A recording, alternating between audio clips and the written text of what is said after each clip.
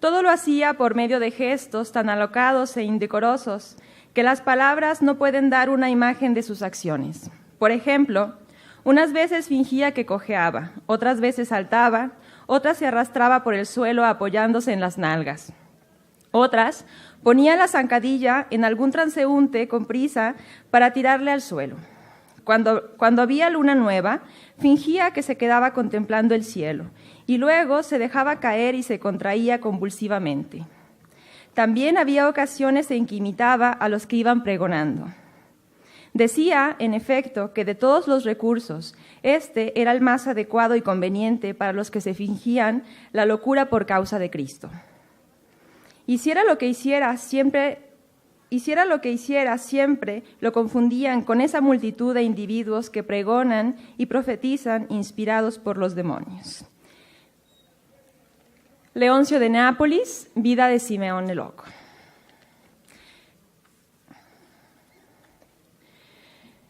Y para seguir hablando de locos, en este caso un hombre, un santo que se fingía loco, supongo que por eso doblemente loco, recibamos hoy al doctor Javier Blasco, que nos presenta la conferencia magistral titulada Don Quijote en una república de hombres encantados.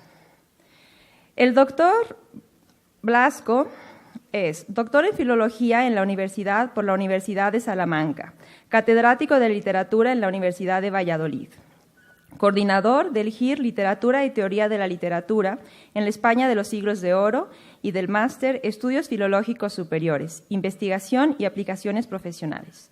Su trabajo se enfoca en 4 rubros principales. Primero, la investigación, acreditada en numerosos proyectos de investigación en el ámbito nacional. Se reparte en 2 líneas mayores: la literatura de la primera mitad del siglo XX, con un eje de atención centrado en el Premio Nobel Juan Ramón Jiménez, y la prosa de los siglos de oro, con Cervantes como referencia principal. Todas las publicaciones responden a un concepto del hecho literario como patrimonio, a la vez material e inmaterial. La conservación y restauración de materiales literarios a partir de los fundamentos científicos de la ecdótica y de la crítica genética, con ediciones de materiales procedentes de los archivos de Juan Ramón Jiménez y de archivos de los siglos de oro. Tercero, la difusión, editor de autores y obras tanto del siglo XX como de los siglos de oro. La gestión, coordinador de varios congresos internacionales y comisario de diversas exposiciones, en Valladolid, en Salamanca, en Nueva York, en Puerto Rico, en Granada, en Sevilla, en Huelva, en Madrid. Informante y miembro de numerosos comités editoriales de prestigiosas revistas internacionales de literatura, Francia, Dinamarca, Estados Unidos, México y España. Y cuarta, la docencia. Profesor de las universidades de Zaragoza, Salamanca y Valladolid. Visiting Professor de la Université de Montréal, de la University of California, Davis, de la Université de Senegal en Dakar, de la University of Cincinnati. Actualmente es catedrático de la Universidad de Valladolid. Autor de Juan Ramón Jiménez, Premio Nobel de 1956, y Juan Ramón Jiménez, Aquel chopo de luz. Catálogos de las exposiciones internacionales llevadas a cabo por la Sociedad Estatal de Conmemoraciones y Centenarios y para el Centro Andaluz de las Letras. Director coordinador de las ediciones de la obra Poesía y Prosa de Juan Ramón Jiménez, así como las obras del mismo autor en la editorial Visor. Por lo que respecta a los siglos de oro, trabaja en la edición de obras relacionadas con Cervantes, como es El Quijote de Avellaneda para la Biblioteca Castro. En la edición de las novelas ejemplares del Alcalaíno para la editorial Crítica y en la del Quijote del Centenario, además de ser el autor de monografías como Cervantes, Raro Inventor, además de ser el autor de Cervantes, Regocijo de las Musas. Bueno, demos un cordial aplauso al maestro Blasco.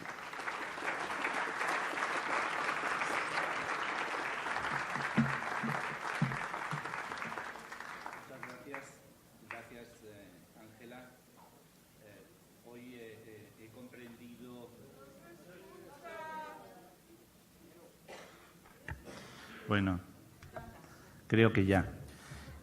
Estaba dando las gracias a Ángela por esta presentación tan amable, tan generosa y sobre todo porque me ha hecho entender el Evangelio de San Juan, especialmente en aquel versículo inicial que dice: y el Verbo se hizo carne y habitó entre nosotros.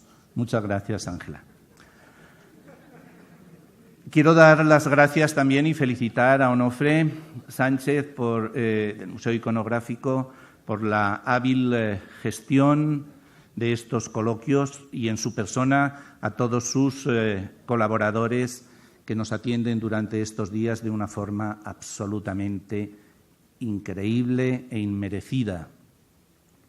También dar las gracias a Ana Sara Ferrer, que ha sabido coger la antorcha de esa idea genial de don Eulalio Ferrer y llevarla adelante, convirtiendo Guanajuato y el coloquio cervantino en un lugar de referencia y defensa del español, su lengua y su literatura, como no hay ninguna otra en el mundo, por lo menos que a mí se me ocurra, que yo recuerde en este momento. Gracias también a Florencio Sevilla por depositar en mí su confianza un año más. Esto es fruto de su amistad y de su inconsciencia bien demostrada en otros momentos. Bien, el título de mi conferencia está sacado de unas palabras de un libro de 1600, estamos en las fechas en que Cervantes está escribiendo El Quijote, un libro que se titula Memorial de Política Necesaria, cuyo autor es Martín González de Cellórigo, y que dice así esa frase: no parece sino que se han querido reducir estos reinos a una república de hombres encantados que viven fuera del orden natural.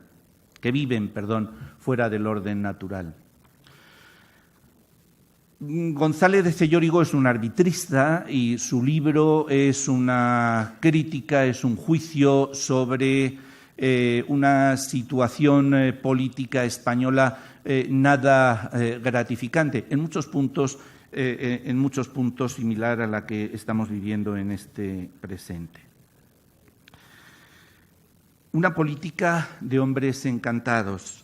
Les doy mi intención es mostrar cómo trabaja Cervantes, y para ello me voy a servir del capítulo 58 de la segunda parte del Quijote. Es el que he extraído una serie de fragmentos y que ustedes tienen en la documentación, en las carpetas que se les entregó esta mañana. Y mi intención es mostrar cómo Cervantes, a pesar de estar inmerso con su escritura en la construcción de un mundo de entretenimiento, detrás de ese entretenimiento hay siempre una verdad escondida. Eso es lo que él promete en los preliminares de las novelas ejemplares, una verdad escondida que muchas veces se nos escapa y que de alguna manera justifica el trabajo de los investigadores. No me voy tanto las intervenciones de esta mañana de Florencio como la de ayer de Ignacio Padilla me evitan entrar en discutir qué son los encantadores y qué es el encantamiento. Simplemente les diré que palabras con esa raíz, encantar, encantamiento, encantadores, aparecen en Cervantes 313 ocurrencias en todo Cervantes, según registra el Corde.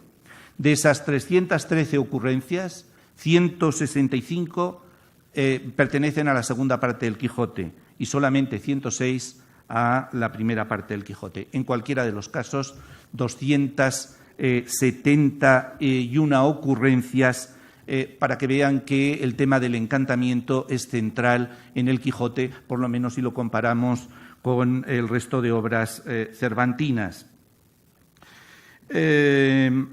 En la segunda parte del Quijote existe la conciencia de estar viviendo en un mundo encantado. Yo simplemente me voy a referir a los epígrafes de algunos capítulos porque la documentación que entregó Florencio esta mañana me libera de mayores precisiones. Pero vean, por ejemplo, el capítulo 10, y leo solo los epígrafes, donde se cuenta la industria que Sancho tuvo para encantar a la señora Dulcinea y de otros sucesos tan ridículos como verdaderos. Capítulo 39, de la famosa aventura del barco encantado, capítulo 50, donde se declara quiénes fueron los encantadores y verdugos que azotaron a la dueña y pellizcaron y arañaron a Don Quijote con el suceso que tuvo el paje que llevó la carta a Teresa Sancha. Capítulo 62, que trata de la aventura de la cabeza encantada. Todo es encantamiento en el Quijote. Olvido ahora el episodio de Merlín porque se comentó suficientemente esta mañana. Mi intervención se va a centrar en ese capítulo, 58 de la segunda parte del Quijote, y que se trata de un capítulo singular, cuyo título muestra del humor cervantino, es también muy elocuente. Dice así ese título, que trata de cómo menudearon sobre Don Quijote aventuras tantas que no se daban vagar unas a otras. Veamos de qué trata este capítulo y en qué se traduce ese menudear de aventuras que no se dan vagar unas a otras.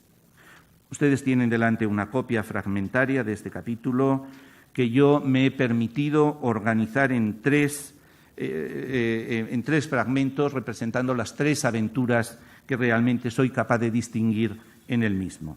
La primera aventura es el encuentro con unos labradores que están comiendo en un pradillo verde y que llevan consigo unos bultos cubiertos con unas sábanas que resultan ser 4 tallas para el retablo de su iglesia.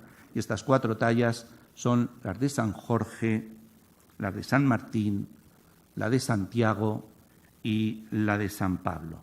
Todos ellos a caballo, todos ellos caballeros, todos ellos los llevan unos pobres labradores hacia su pueblo, pero para Don Quijote el hecho de que se trate de santos a caballo, ¿verdad?, tiene un alto significado. Segunda aventura. La segunda aventura se refiere al encuentro de Don Quijote con unos falsos pastores y pastoras, es decir, con unos cortesanos que han abandonado la ciudad por unos días, han salido al campo para representar églogas. En concreto, dice Cervantes, una de Garcilaso y otra del poeta portugués Camões. Es importante esta aventura porque allí Don Quijote, después de recibir el agasajo de las pastoras, las cortesanas vestidas de pastoras, Don Quijote lanza un desafío que consiste en lo siguiente: reta a cualquier caballero que se atreva a decir que esas pastoras no son las más hermosas del mundo, salvo Dulcinea del Toboso. Por supuesto, nadie responde al reto y al desafío de Don Quijote. La tercera aventura es el encuentro de Don Quijote con un tropel de toros bravos y de mansos cabestros que viene a responder al desafío enloquecido del caballero Don Quijote, dando con sus huesos en tierra. Cervantes, a lo largo de todo el capítulo, desarrolla un bien trabado haz de relaciones y correlaciones y oposiciones que, como en tantos otros puntos de su novela, sirven para confrontar realidad y ficción, o mejor, para estudiar la realidad en el espejo de la ficción. Los labradores de la primera de las aventuras se oponen a los pastores de la segunda, que son gente principal disfrazado de pastores. La representación pastoril que estos cortesanos están llevando a cabo al aire libre en la naturaleza se opone a la ficción caballeresca que existe dentro de la cabeza de Don Quijote y remiten a un mundo de ficción que desde luego el tropel de toros y de cabestros mansos echa por tierra. Frente a la ficción, representación que se concreta en la representación iconográfica de estos santos, todos ellos legendarios, salvo San Pablo, Frente a la representación dramática de las églogas que llevan a cabo las pastoras y frente a la representación caballeresca de Don Quijote, la realidad de los toros se impone y trastorna todo con esa irrupción en tropel.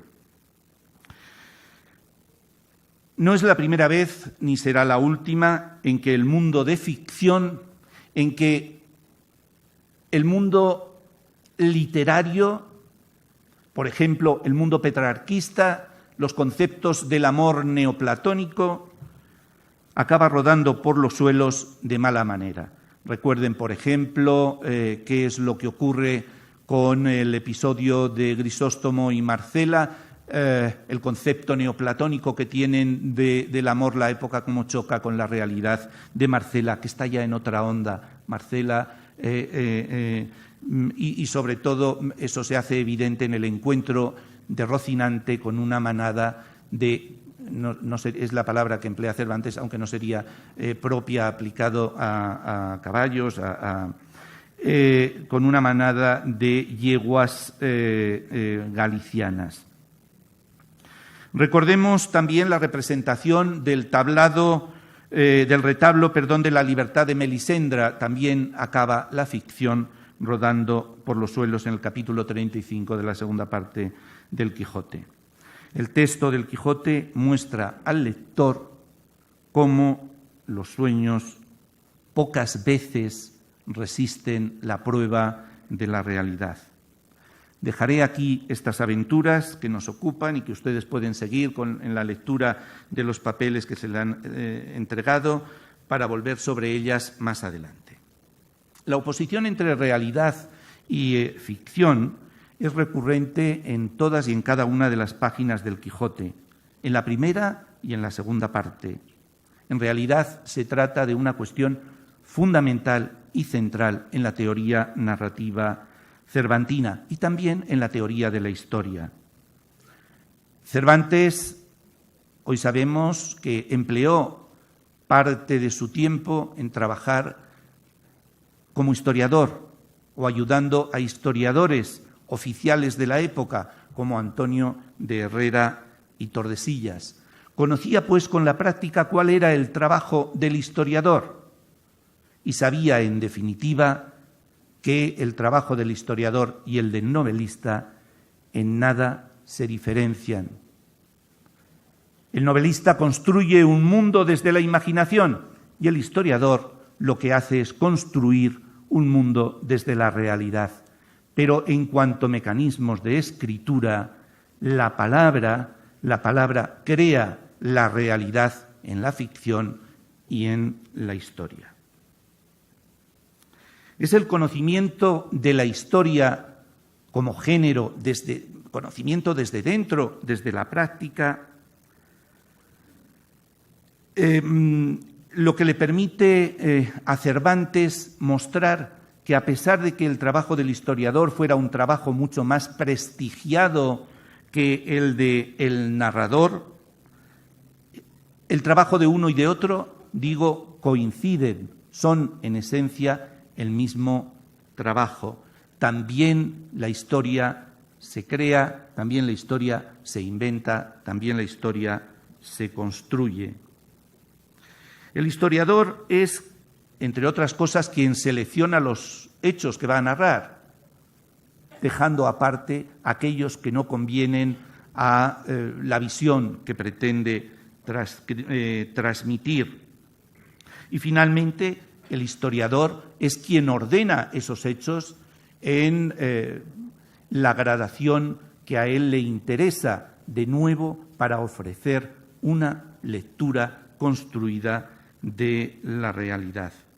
Traeré a colación de este subjetivismo que uno encuentra tanto en la ficción narrativa como en el relato histórico.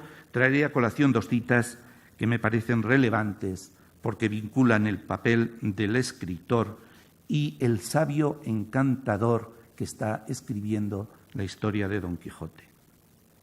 En el capítulo 3 de la segunda parte del Quijote leemos: con todo eso, imaginó Don Quijote, claro, que algún sabio, ya amigo o enemigo, por arte de encantamiento, las habrá dado a la estampa.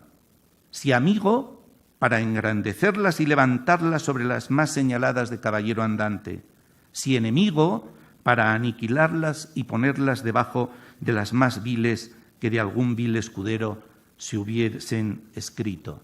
Es decir, es la subjetividad del historiador la que crea visiones, miradas, lecturas de la realidad. Y depende de la ideología del historiador, la historia será de una manera, se contará de una manera o de otra. La segunda cita dice así, también en la cabeza de Don Quijote funcionan de esta manera las cosas. Podría ser que el sabio que escribiese mi historia deslindase de tal manera mi parentela y descendencia que me hallase quinto o sexto nieto de rey. Es decir, es un momento en el que Don Quijote reflexiona cómo, a pesar de sus hazañas, él nunca podrá casarse con la hija de un rey porque él no es de origen real. Dice, pero bueno, ¿qué importa, no? Es cuestión de que haya un historiador, un sabio encantador, que rastree. Cervantes se está burlando de un género muy de esta época, que es el género de las genealogías. Cervantes no habla a humo de pajas.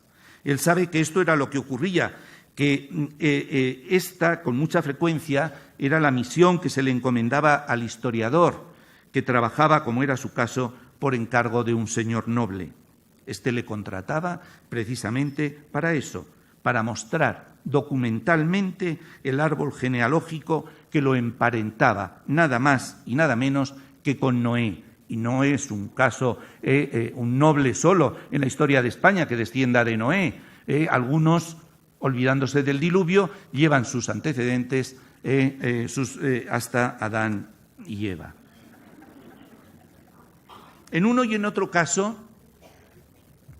las dos citas anteriores confirman cómo Cervantes, a la altura de 1605, tenía muy claro que la historia se estaba convirtiendo en un artefacto político, esto es, en un discurso de propaganda, de publicitación y de promoción de una familia nobiliaria y muchas veces en un arma ofensiva contra las familias rivales. Tras este exordio, es hora de volver al capítulo del Quijote que he prometido analizar para llamar la atención sobre los pasajes que en la copia repartida aparecen en negrita.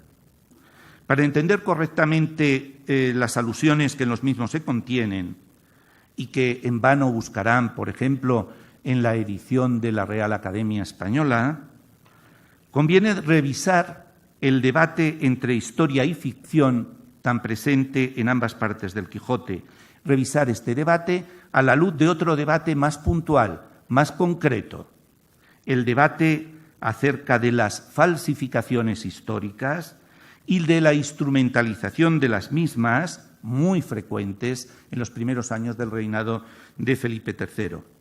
Porque si es verdad que Don Quijote confunde la realidad y la ficción, su verdadera locura no reside en tal confusión, sino en su pretensión y voluntad de imponer la ficción sobre la realidad, de hacer pasar la ficción por realidad.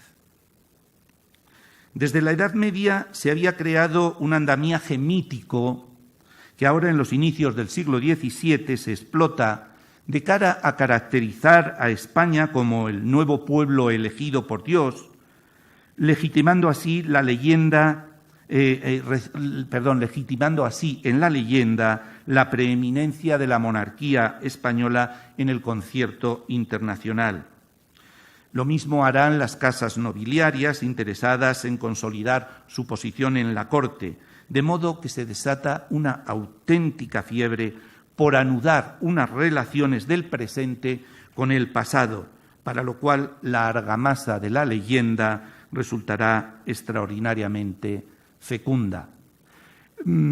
Si nos venimos un poco hacia nuestro presente, sirve para caracterizar, para situar esta misma idea en nuestro presente, le recuerdo unos versos de Antonio Machado que dicen así: ni el pasado ha muerto, ni está el mañana, ni el ayer escrito. Todo está por escribir. Y lo que ayer nos contaron del ayer no será lo mismo que nos cuenten mañana del ayer. El ayer está siempre por reescribir. Repárese ahora en el final del segundo fragmento que les he seleccionado y que tienen en las fotocopias repartidas.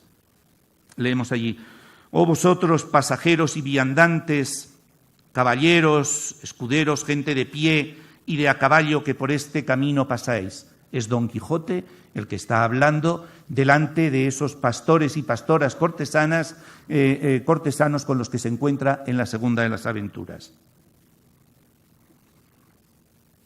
Caballeros, escuderos, gente de a pie y de a caballo que por este camino paséis, o habéis de pasar en estos 2 días siguientes.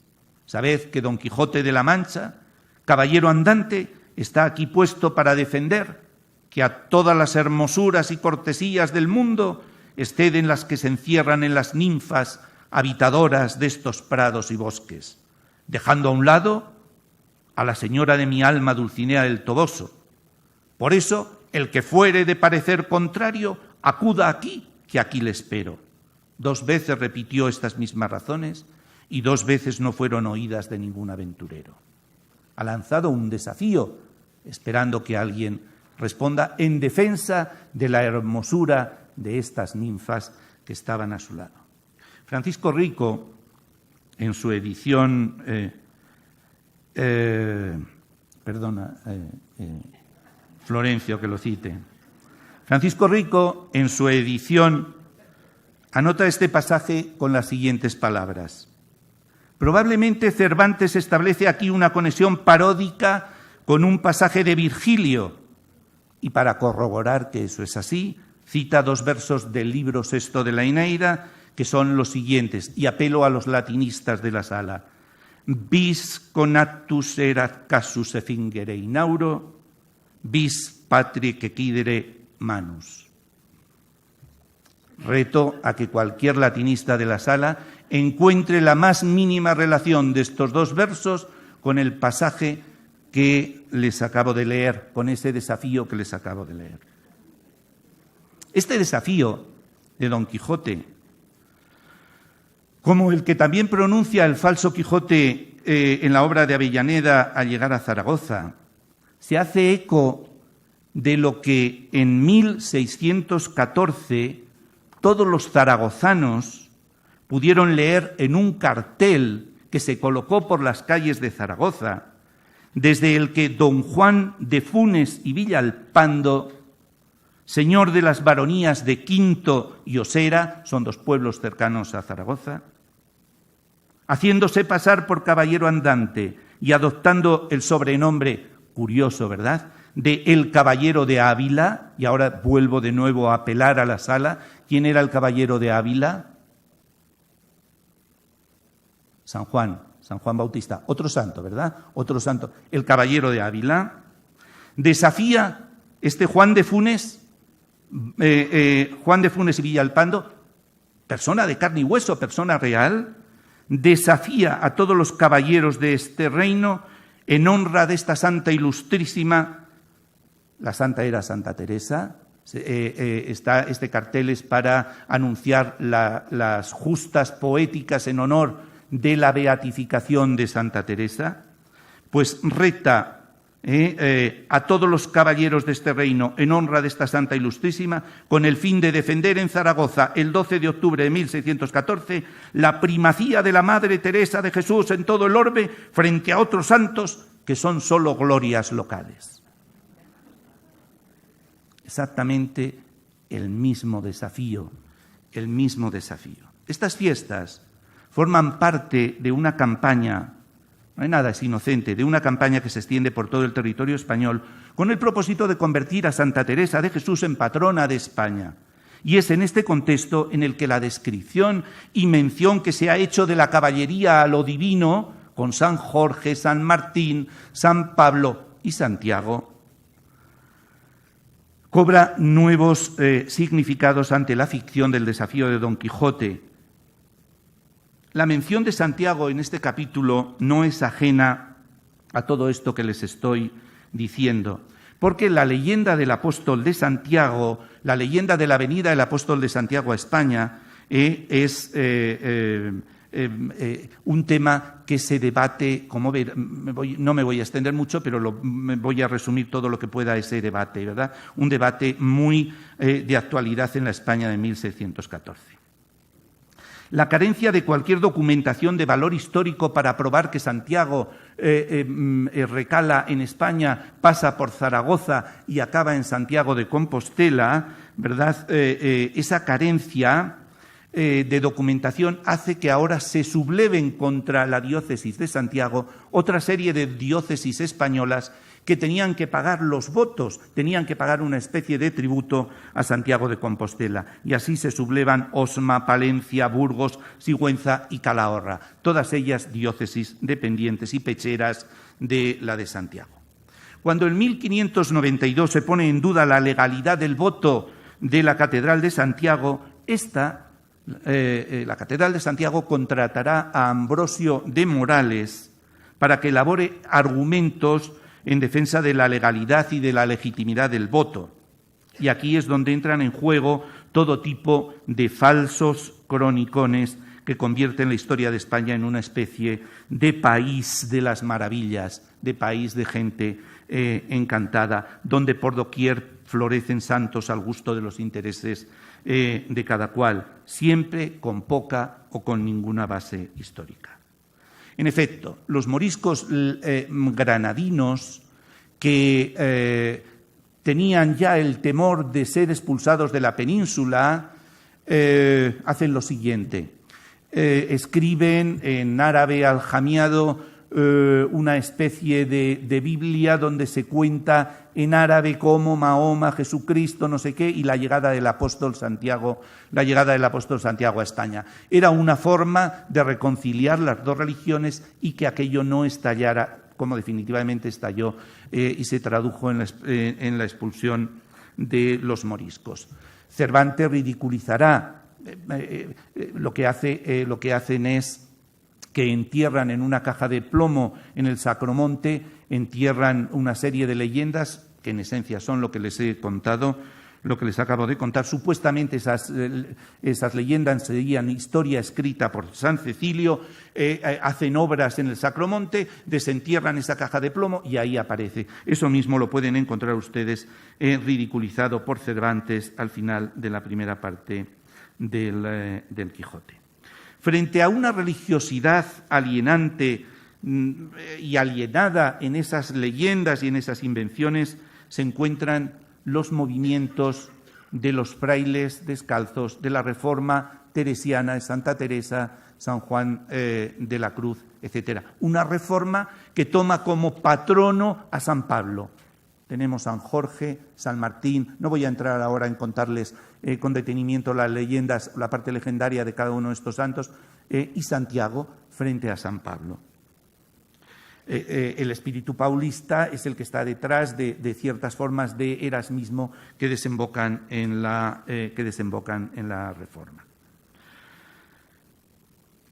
Tampoco la instrumentalización de San Pablo es inocente por parte de las órdenes descalzas, pero ellos sí que tienen base real y documental en la que apoyarse.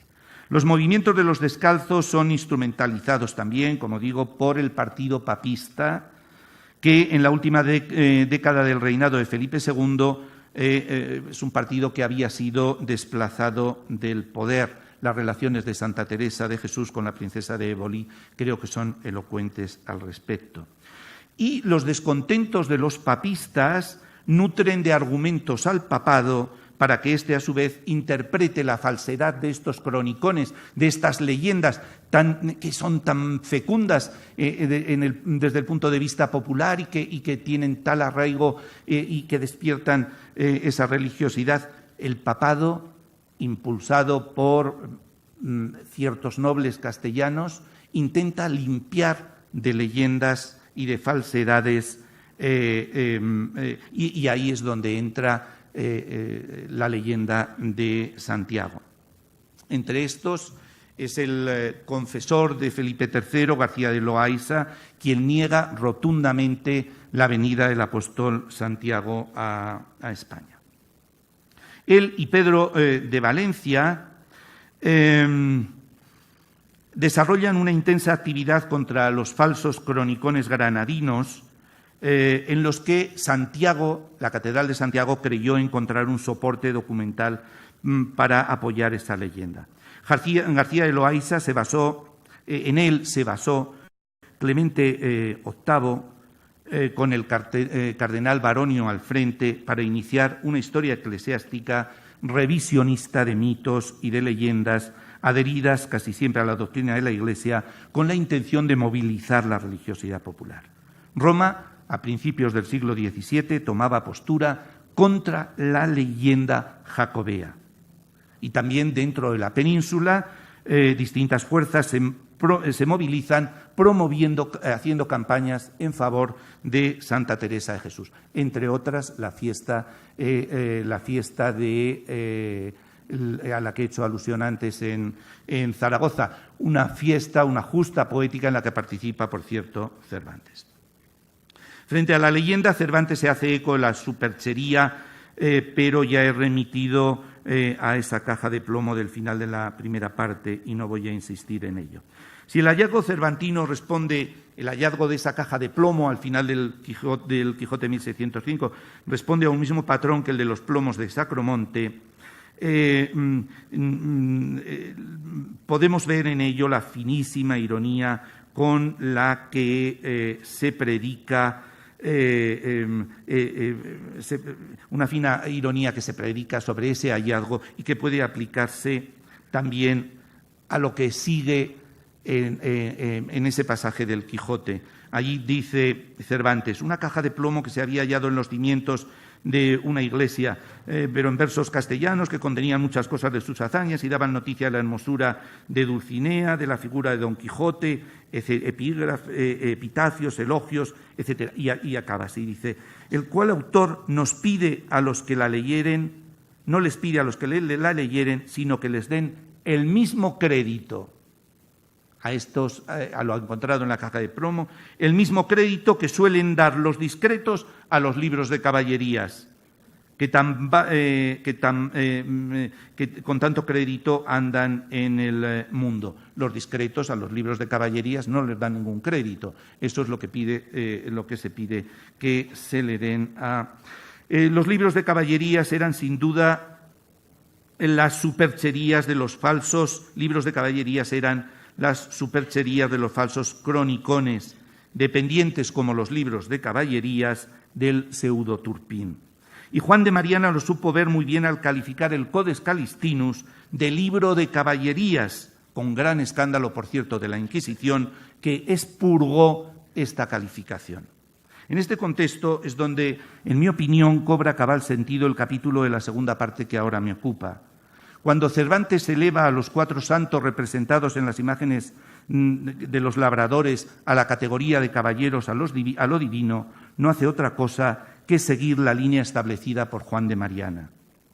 Con la credulidad de Don Quijote en los libros de caballerías, Cervantes no se limita, como se ha venido aceptando, a traer a su obra la sombra de un debate literario sobre los límites de historia y ficción, sino que va mucho más allá. El debate literario, que es ciertamente un debate de época, le sirve a Cervantes para traer y poner sobre el tapete la resistencia de aquellos que, en aras a intereses económicos y políticos concretos, pretenden defender una lectura mítica del pasado frente a las voces que se alzan ya en ese momento, postulando la necesidad de expurgar de leyendas la mirada histórica. La polémica de los votos había puesto en escena un debate que no solo tenía que ver con la historia religiosa, sino que venía a poner en peligro todo el corpus de leyendas, casi todas ellas relacionadas con Santiago, en las que arraigaban la mayor parte de las genealogías modernas. La posición del papado es claramente contraria a las falsificaciones en su revisión del breviario romano encargada a Baronio. Felipe III y Lerma presentaron a través del duque de Sesa quejas ante la Santa Sede por este intento de suprimir lo legendario, y el argumento que emplearon para ello resulta revelador: la especial protección del apóstol de Santiago a los antepasados en el trono español. Lo que se estaba jugando en esta partida, una partida de cartas marcadas, era sustancial, pues la mayor parte de las genealogías de las grandes casas nobiliarias, incluida la del propio rey, hundía sus raíces en una mitología que justificaba sus privilegios y que ahora se veía amenazada. Si no, escuchen lo que escribe Quevedo al respecto cuando se postula la candidatura de Santa Teresa como patrona de España. Salió otro, dice Quevedo, atreviéndosenos a la fe y a las tradiciones y a los santos, y no quiso que Santiago hubiese sido patrón de España ni venido a ella, y esperó a cuando otro escribía que para los españoles no hay Dios, y espero a cuando otro escriba que para los españoles no hay Dios, que un aborrecimiento tan grande y tan mal fundado no hará mucho en llegar a hereje un envidioso. Llegóse a esto ver que cuando guardaban ellos a tan grandes injurias alguna respuesta, hubo quien escribió, quizá por lisonjearlos, que no había habido Cid, y al revés de los griegos, alemanes y franceses, que hacen de sus mentiras y sueños verdades, él hizo de nuestras verdades mentiras, y se atrevió a contradecir papeles, historias y tradiciones y sepulcros con toda su credulidad. Este texto lo tienen también en las fotocopias que les he entregado. No exageraba Don Quijote cuando a la pregunta de Sancho sobre San Diego Matamoros, en este mismo capítulo, Sancho le pregunta que quién es San Diego Matamoros. Dice, este gran caballero de la Cruz Bermeja, háselo dado Dios a España, perdón,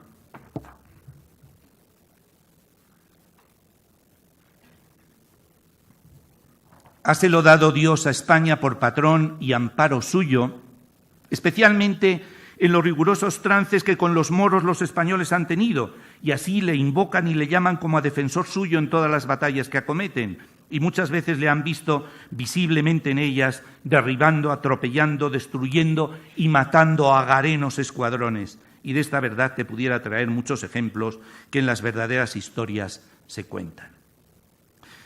La cuestión es que entre las verdaderas historias españoles a las que apela Don Quijote, explicándole a Sancho quién es Diego Matamoros, San Diego Matamoros, también podrían incluirse, por ejemplo, la nueva crónica y buen gobierno de Poma de Ayala, o la historia general del Perú, origen y descendencia de los incas de Fray Martín de Murúa, o, por ejemplo, la historia argentina del descubrimiento y población y conquista de las provincias de Río de la Plata, de Ruy Díaz de Guzmán. Claro que allí San Diego, o Santiago, o San Jacobo, ya no es Matamoros, ya no es solo a garenos a quien persigue, sino que hay también un Santiago, un San Diego, un San Jacobo, mata indios. Y ahí tienen los textos que yo ahora no voy a leer, para que vean, ¿verdad?, cómo en las batallas con los indígenas de los conquistadores, pues ahí aparece el apóstol Santiago, ¿verdad?, en forma de trueno y de rayos, persiguiendo a los contrarios al imperio español. La posición oficial tomada por Roma en el tema jacobeo levantó ampollas, y no solo entre los eclesiásticos. Hacia 1603, el condestable de Castilla, don Juan Fernández de Velasco o también González de Acevedo reaccionan con libros violentos y con violentos discursos contra el nuevo breviario. Uno de los argumentos del condestable contra los cardenales que habían promovido la modificación del breviario era la desautorización de Turpín, y el condestable califica a Turpín como uno de los autores más graves en materias de historia. En su memorial, con palabras muy cercanas a las de Cervantes en el texto anterior, González de Acevedo, el letrado de los pueblos contra el estamento clerical de Santiago, se burla de la aceptación vulgar de las leyendas de Roldán, de Bernardo el Carpio o de las hazañas de Babieca, como se burla Cervantes con los poemas de los preliminares. Pero las voces defensoras de la historicidad de estos materiales legendarios como en este momento, tantos como en este momento se ponen en circulación, fueron muchas y en muchos casos financiadas y promovidas por el poder civil, lo que demuestra que en ellas confluían muchos intereses.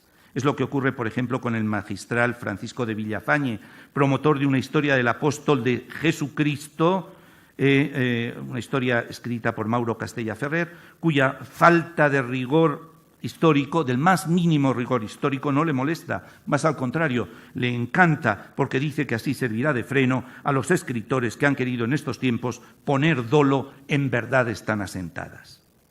Frente a ella, frente a estas mentiras, a este patrocinio y promoción de lo legendario, hacia 1914, con motivo de la beatificación de Santa Teresa, se inicia un movimiento a favor de proponer a la Santa Abulense como nueva patrona de España. Más allá de otras cuestiones económicas, políticas o religiosas, lo que en esta propuesta se sustancia es la elección entre realidad y ficción.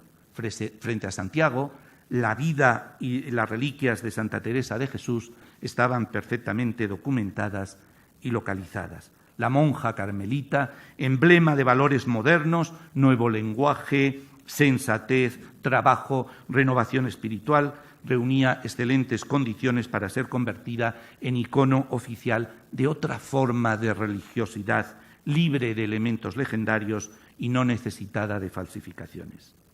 Sin embargo, la España del momento eligió la ficción y la leyenda. Las gestiones que se hicieron para convertir a Santa Teresa de Jesús en patrona de España chocaron contra un muro, y bien conocido es el ejemplo de Quevedo y de su memorial por el patronato de Santiago, o su espada por Santiago, solo y único patrón de las Españas. Quevedo, en estos escritos, supone, como bien ha escrito Márquez Villanueva al respecto, que está haciendo alta política, y así es, en efecto. A Quevedo, como caballero de la Orden de Santiago, y seguramente como escritor a sueldo del Cabildo santiagués, el tema le interesaba tanto que no duda en contar el número de batallas en las que participa. Batallas solo en España contra los moros. ¿Saben en cuántas batallas participó Santiago? El apóstol Santiago, ayudando a las tropas imperiales, en 4.700, dice Quevedo. 4.700 batallas peleó Santiago. Y el total de moros a los que dio muerte, para que vean qué espíritu ¿verdad?, tan caritativo del apóstol Santiago, el número de muertos asciende a 11.015.000 y tantos.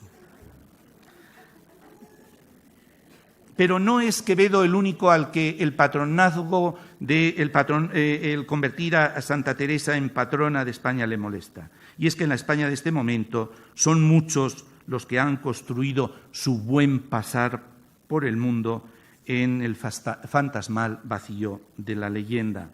Lo que Mauro Castella Ferrer, en su Historia del Apóstol de Jesucristo, hace es lo mismo que hará Lerma con su propia historia. Y como Lerma, tantos otros cuyo mejor activo político se nutre de la leyenda y del mito. No es Don Quijote el único loco que confunde realidad y ficción. En la España del momento son muchos los cuerdos interesados en que tal confusión se mantenga contra viento y marea. No obstante, existe una gran diferencia entre Don Quijote y estos segundos. En el caso de Don Quijote es la locura lo que tiene al personaje instalado en la ficción, en tanto que la defensa a ultranza de la ficción por parte de los cuerdos a los que me estoy refiriendo ahora tiene un objetivo racionalmente establecido.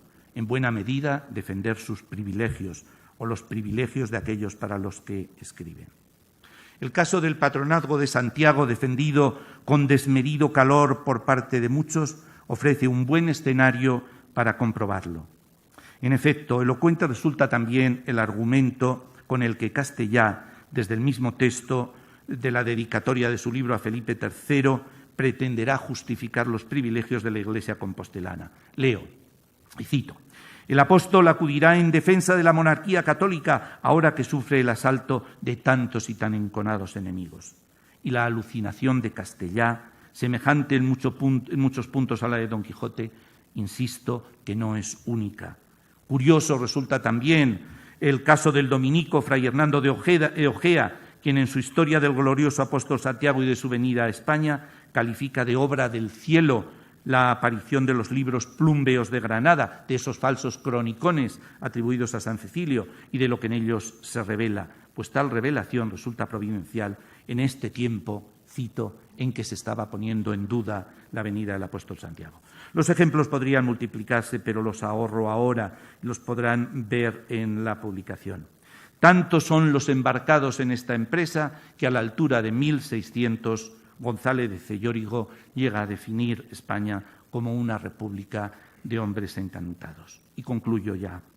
Cervantes percibe claramente, y así lo plasma en el Quijote, que los libros, además de para todo eso que ustedes saben, sirven para crear una realidad de palabras alejada de la realidad de las cosas, pero emocional e ideológicamente tan poderosa o más que ella.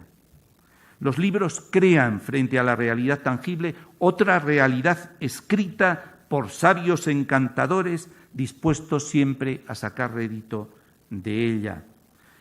Una realidad escrita que muchos españoles de entonces y de ahora prefieren a la primera. En Rocinante vuelve al camino, John Dos Passos escribe: existe en el hombre hispánico la fría desesperación de una raza vieja, de una raza que ha vivido largo tiempo bajo una fórmula de vida a la cual ha sacrificado mucho, solo para descubrir al final que la fórmula no sirve. ¿Se hacen ustedes eco ahora de la despedida de Don Quijote? De ese descubrir al final que ese vivir por una idea. Y las palabras del novelista norteamericano quedan confirmadas por el propio Don Quijote, que solo en el hecho de muerte descubre que su vivir de ficción era, además de inmoral, inútil. Leo: yo tengo juicio ya libre y claro, sin las sombras caliginosas de la ignorancia que sobre él me pusieron mi amarga y continua leyenda de los detestables libros de caballerías.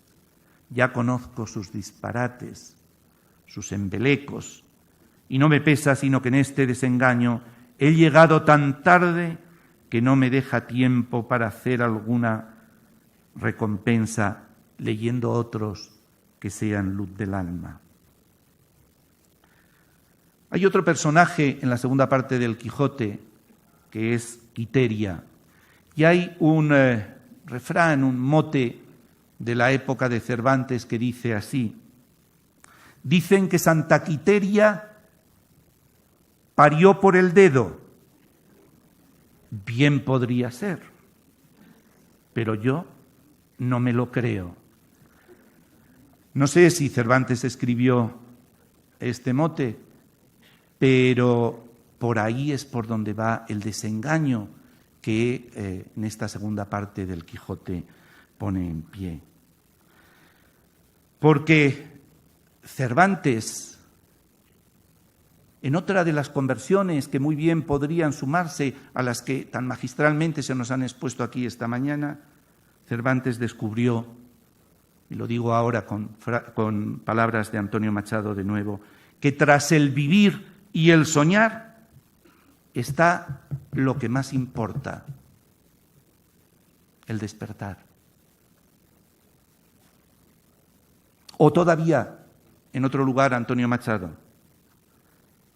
si el presente trata de vivir el pasado, perderá el futuro.